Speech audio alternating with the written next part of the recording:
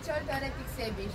Eu sunt David Larisa, iar ea este Grigor Maria, iar astăzi vă vom prezenta școala noastră cu tot cu ofertele acesteia. Poftiți înăuntru!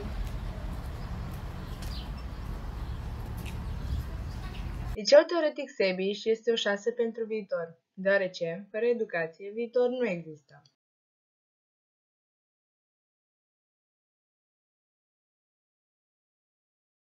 Liceul Teoretic Sebiș pentru anul 2021-2022 a pregătit aceste oferte pentru cei ce vor urma să fie clasa a 9-a. Avem două tipuri de învățământ, cel liceal și cel profesional. Cel liceal avem o filieră, cea teoretică, și două profile, umanistul și realul. La cel umanist avem specializarea filologie cu 26 de locuri, iar la profilul real avem științele naturii și matematică informatică, ambele cu 26 de locuri. Iar la învățământul profesional avem domeniul comerț, calificare comerciant-vânzător cu 24 de locuri.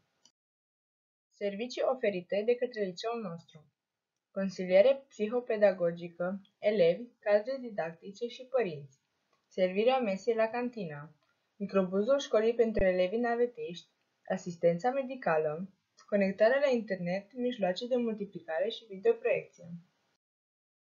Liceul Teoretic Sebiș a participat la multe proiecte și parteneriate educaționale, două din acestea fiind Proiectul ROSE, grant pentru licee în vederea creșterii promovabilității la examenul de bacalaureat, și proiectul Erasmus+, prin care s-au trimis elevi de la domeniul turism și alimentație în Spania pentru realizarea practicii.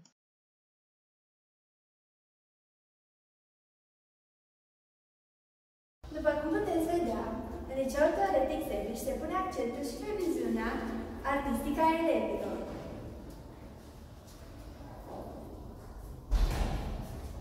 Puteți vedea Liceul Teoretic Sebiș, pe lângă cele două terenuri de sport din aer liber, vă pune la dispoziție și această sală de sport acoperită, dotată cu 2 vestiare și 2 băi pentru confortul copiilor.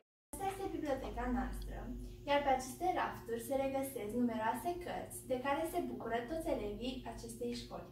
În această imagine puteți observa cabinetul școlii noastre și una din grupele sanitare. Pentru noi, pentru Liceul Teoretic Sebiș, sanitatea este pe primul loc.